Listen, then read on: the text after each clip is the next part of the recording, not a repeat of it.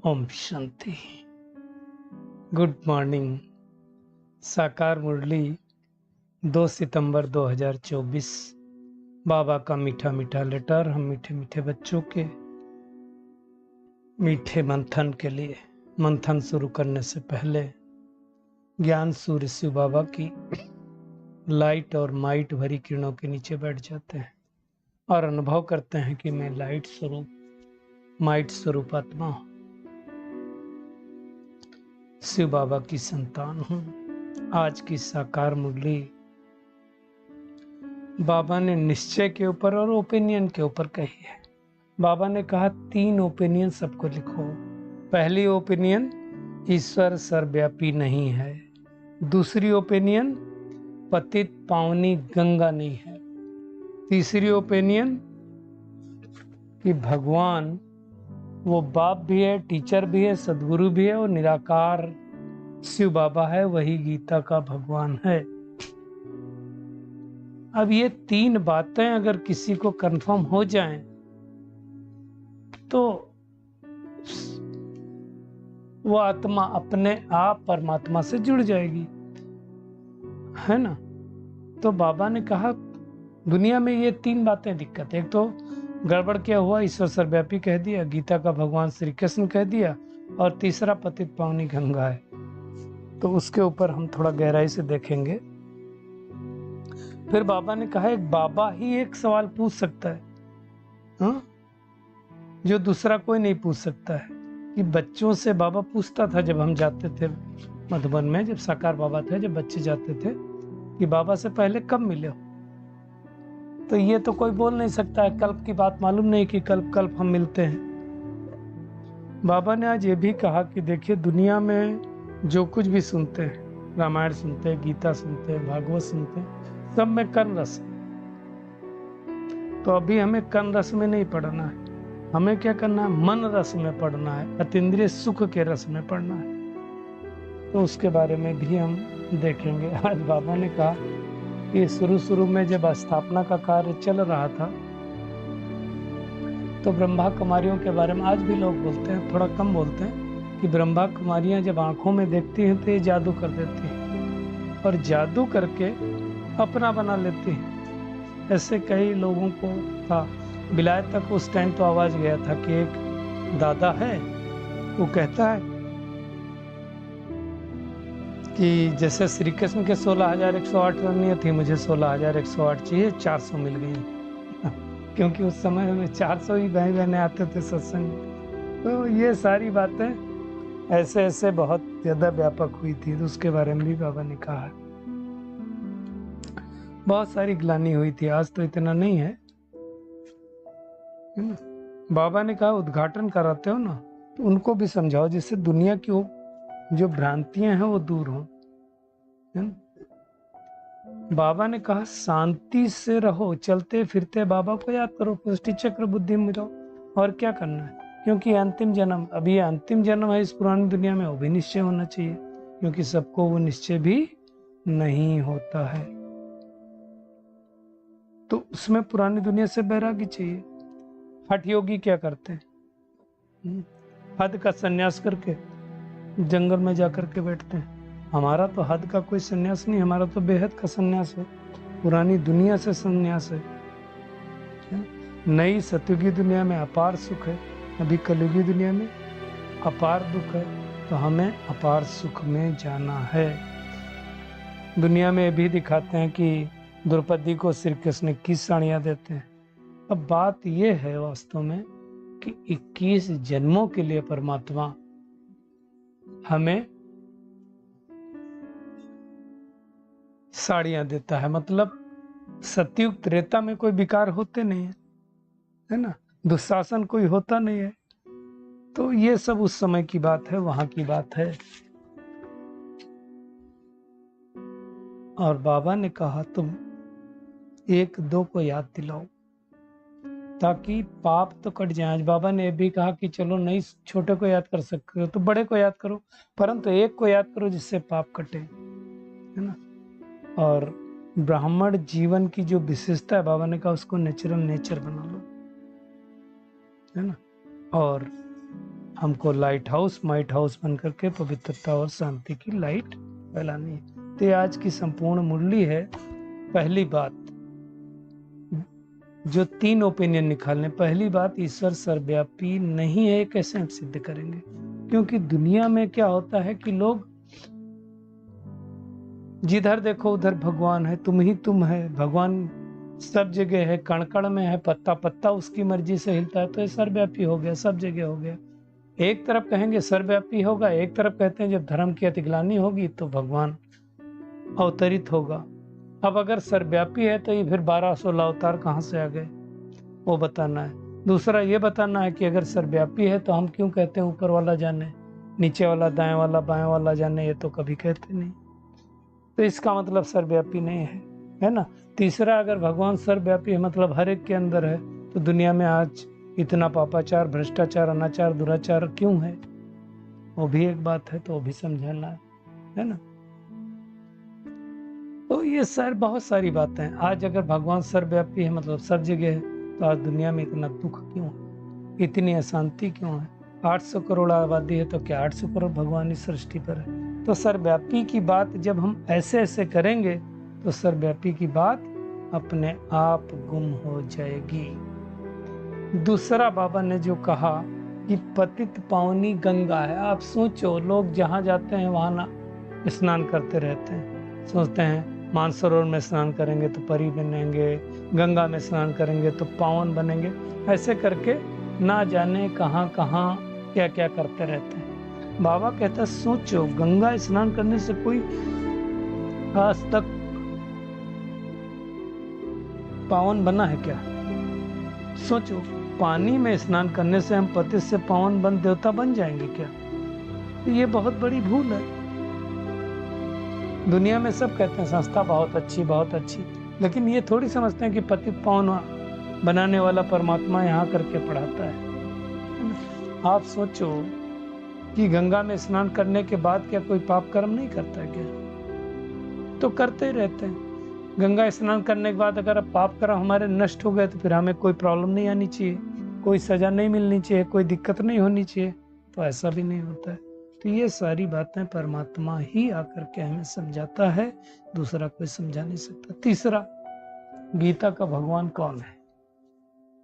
अब श्री कृष्ण के लिए अगर कहें तो बड़ी वंडरफुल बात। आज हम आपको बताएं, एक बहन मिली थी, कहीं गए थे, कल की बात है। तो वो बहन से जब पूछा तो बोली मैं राधे कृष्ण के फॉलोअर हूँ, जो कौन सा ट्रस्ट होता है ना उसमें जाते हैं वो लोग, इस्कॉन में या जहाँ कहीं भी। तो इन्होंने उसको समझाना चालू किया युगल ने कि भाई वो श्री कृष्ण को श्री कृष्ण जैसा किसने बताया, उसको तो परमात्मा बनाता है। तो बोले मुझे भी पता है कि श्री कृष्ण भी उसको परमात्मा शिव को ही पूछते थे, और वो ज्योति है, उस ज्योति से सृष्टि की उत्पत्ति हुई। तो सबको ये ज्ञान है। तो गीता का भगवान कौन है वो भी सिद्ध करके बताना है। तो ये 3 ओपिनियन बाबा ने कहा, जब किसी आत्मा से मिलो तो उसको लो, उससे ओपिनियन पूछो, निश्चय कराओ। एक्चुअली क्या है, जब तक निश्चय नहीं होता, और निश्चय किससे होता है? ज्ञान से निश्चय होता है। आज बाबा ने प्रश्न पूछा कि जब दुनिया में कोई ऐसा प्रश्न नहीं पूछ सकता, कोई पूछेगा कि आज से पहले तुम कब मिले थे? नहीं। तो बाबा पूछता था, जब साकार बाबा था तो बच्चों से पूछता था, तो कोई बच्चा नहीं बता पाता था तो साकार बाबा कहता था लगता ब्राह्मणी ने सिखाया नहीं, और कोई बच्चा बता देता था तो बाबा कहता था ब्राह्मणी ने सिखा के भेजा। क्योंकि 5000 साल पहले हम मिले थे, ये वही आत्मा बता सकती है जिसको ड्रामा का नॉलेज हो, और ड्रामा का नॉलेज बाबा के अलावा तो कोई देता नहीं है। इसका मतलब बाबा के बच्चों के अलावा किसी को ये नॉलेज हो नहीं सकती है। तो ये अच्छी तरह से समझना। बाबा कहता पूछने का अक्ल ही किसी को नहीं आएगा, है ना। तो दुनिया में बाबा कहता सबको निश्चय करो कि वो हमारा बाप भी है, टीचर भी है, सदगुरु भी है। तो सर्वव्यापी कैसे हो सकता है? अब ये सारी बातें किसी और सत्संग में नहीं हो सकती। यही समझाता बाबा कि हम कैसे नरक में थे, कैसे स्वर्ग में आए, ये दुनिया में और तो कोई नहीं समझा सकता ना। दुनिया में जितनी भी आप सोचो भागवत होती है, रामायण पढ़ते हैं, तन रस है, कानों को बड़ा आनंद आता है। आप देखो जब भरत राम मिलन करेंगे तो लोग सच में रोने लगते हैं। क्यों? वो जब सीता वापस आती हैं तो माताएं रोती हैं, तो सब रोते हैं। रोने से क्या ठीक हो जाएगा? तो भक्ति मार्ग में कन रस जाता है, बाकी अर्थ नहीं समझते कुछ कि भगवान ऐसा क्यों कह रहा है, क्यों समझा रहा है। ये बातें कोई की समझ में नहीं आती। आज दुनिया में बाबा ने कहा जैसा आज ब्रह्मा कुमारियों अच्छा काम कर रही है तो सबको पता है, एक दो को मदद कर रही हैं, बहुत अच्छी बात है। परंतु जब उनको ये समझ में आ जाए ना कि भगवान सब जगह नहीं है, सब चीजें अच्छी तरह समझे, तब तो बात बनती है। आज बाबा ने कहा शुरू में जब एकी की स्थापना हुई थी तो क्या हुआ था कि 400 भाई बहनें आते थे। तो जब से बाबा ब्रह्मा द्वारा ज्ञान सुनाता था, तो जब बाबा कहता था कि 16,108 पटरानियाँ, वो सब समझाता था कि इतनी सारी आत्माएं हैं जो सतयुग से लगा करके त्रेता के अंत तक राजा महाराजा बनेंगे, है ना। तो ऐसी परमात्मा की पटरानियाँ बनी, तो लोगों ने ऐसा समझ करके विलायत तक ये सब फैला था। पिकेटिंग भी हुई थी, विरोध भी बहुत हुआ था। आज भी दुनिया में कई लोग बोलते हैं ब्रह्मा कुमारियाँ जादू करती हैं, तो कोई तो बहनें ऐसा बोलती हैं नहीं उनके पास खबरदार नहीं जाना, गलती से भी नहीं जाना, वो लोग बड़ा गड़बड़ करते हैं, ये करते हैं, वो करते हैं। अब सोचो जो आत्मा नहीं आ सकती हो कितनी कमजोर आत्मा होगी, जिसको आने की भी शक्ति नहीं। आप सोचो ना, तो ये छोटी बात नहीं है, बड़ी बात है। परंतु मुझसे भी लोग कहते थे शुरू में जब मैं ज्ञान में चला था, अभी तो खैर किसी की हिम्मत नहीं होती कहने की, क्योंकि आप कहते लोग तब हैं जब आप थोड़ा सा शक्तिशाली कम होते। शक्तिशाली मतलब कोई शरीर से शक्तिशाली की बात नहीं है, आत्मा शक्तिशाली कम होती, मन शक्तिशाली कम होता तो लोग बोलते हैं। बाद में लोगों को पता चल जाता है कि ये तो सुनने वाले नहीं और वाइब्रेशन वैसे नहीं मिलते, है ना। तो मैं सबको एक ही जवाब दिया करता था कि देखो भाई, मैं इतना कमजोर नहीं हूँ कि, और ना ही इतना मेरे अंदर परखने की शक्ति कम है कि मैं जाऊं और सामने वाली आत्मा सही बोल रही है गलत मैं ना परख पाऊँ। जिस दिन मुझे लगेगा गलत है उस दिन मैं छोड़ दूंगा। तो ये सारी बातें हमें इतना कमजोर क्यों है, ये अपने आप से पूछना चाहिए ना कि क्या सामने वाली आत्मा मुझे आंखों में देख करके हमें बहला फुसला सकती है क्या? तो ऐसा नहीं होता है, सब समझने की बातें हैं, है ना। बहुत पहले एक स्टोरी हमने शेयर की थी, आज भी शेयर करता हूँ कि कहीं किसी शहर की बात है। तो एक भाई था, तो वो कहता था, वो ज्ञान में चलता था, तो अपने दोस्त को कहता था कि आप भी आया करो। तो बोले ना बाबा ब्रह्मा कुमारियों के पास नहीं जाना है, वो आंखों में जादू करती है, फिर उन्हीं का बन के रह जाता है। तो नहीं जाता था। अब क्या हुआ, एक दिन जो है उसका दोस्त जो सेंटर से आया, बृहस्पति का दिन था, भोग खा करके तो भोग लेकर के गया और अपने दोस्त को दे दिया, ये भोग ले लो, प्रसाद है। तो उसने ले तो लिया, जब दोस्त चला गया तो उसने कहा कि मैं नहीं खाने वाला हूँ, मैं खाऊंगा तो ये पता नहीं भोग में क्या मिला दिया हो। तो उसने क्या किया, अपनी गाय को खिला दिया। अब बाई चांस क्या हुआ, और रात में गाय छूट गई। अब छूट करके वो घूमते घामते गलती से वो आश्रम पहुंच गई। तो गाय है कहीं भी पहुंच सकती। वो भाई ढूंढते ढूंढते आश्रम पे पहुंचा और देखा गाय यहाँ है। वापस लाया गाय को और अपने दोस्त को बुलाया, देखा मैंने कहा था ना ये जादू करती, मेरी गाय ने खाया और वो आश्रम पहुंच गई, मैं खाता था तो क्या हाल होता था। तो ऐसी भ्रांतियां फैली, ऐसा कुछ होता नहीं है। तो ये सारी बातें बाबा अच्छी तरह से हम सबको समझाता है। बाबा कहता है जैसे तुमको एक परमात्मा मिला है तो तुम्हें सबको समझाने दो जिससे सबको मिल जाए, है ना। तो अभी जब हम ज्ञान सुनाते हैं, कहते हैं ये पूरा कल 5,000 वर्ष का है, तो कोई मानता नहीं है। पहले नहीं मानते थे, अभी देखो जो कथावाचक है ना वो भी सब सुनाने लगे कल 5,000 साल का है, 5,000 साल बाद दुनिया बदल जाएगी, बदलने वाली है, 2-4 साल बचे, 5 साल बचे। तो धीरे धीरे दुनिया सब मानेगी और 1-2 साल बाद ऐसे होने वाला, परमात्मा की प्रत्यक्षता होने वाली। अब जैसे प्रतीक्षाता होगी तो सब भागेंगे, लेकिन उस समय कर क्या सकेंगे, है ना, टाइम ही नहीं होगा इतना।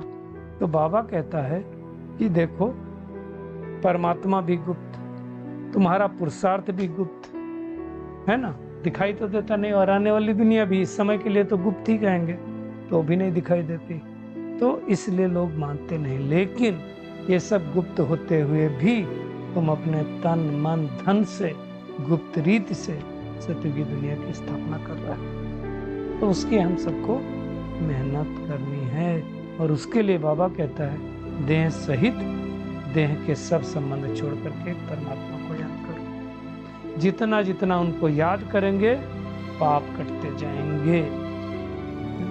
बाबा कहता है ऐसा बाप जो तुमको विश्व की बादशाही देता है उसको तुम भूल कैसे जाते हो। सोचो ये अंतिम जन्म है, इसके बाद इस कलयुगी दुनिया में हमें जन्म नहीं लेना, तो उस हिसाब से हमें मेहनत करनी। बाबा कहता है मृत्यु लोक का विनाश अब सामने खड़ा, अब तो बहुत कम समय हुए थे उस टाइम बाबा ये बोलता था, अभी तो 2024 चल रहा है। तो अब हमें मेहनत करके अपनी मन बुद्धि को पुरानी दुनिया से हटा देना है। इसलिए बाबा ने कहा पुरानी दुनिया से बैराग्य, क्योंकि अथाह दुख है और नई दुनिया में अथाह सुख है। तो ऐसे सुख देने वाले परमात्मा को याद करना है। दुनिया में जिनको बैराग होता हो जंगल चले जाते हैं, हमें जंगल जाने की जरूरत नहीं है, घर गृहस्थ में रह करके परमात्मा को याद करना है। आज द्रौपदी की भी बात है कि श्री कृष्ण 21 साड़ियां देते थे, है ना। तो 21 जन्मों के लिए वास्तव में परमात्मा हमें सुख शांति का वर्षा देता है। जहाँ कोई आत्मा विकारों की बसीभूत होकर के कोई किसी को नग्न नहीं करता है, इसलिए 21 साड़ियों की बात कही गई, 21 जन्मों की बात है। तो ये सब बातें अच्छी तरह से समझना।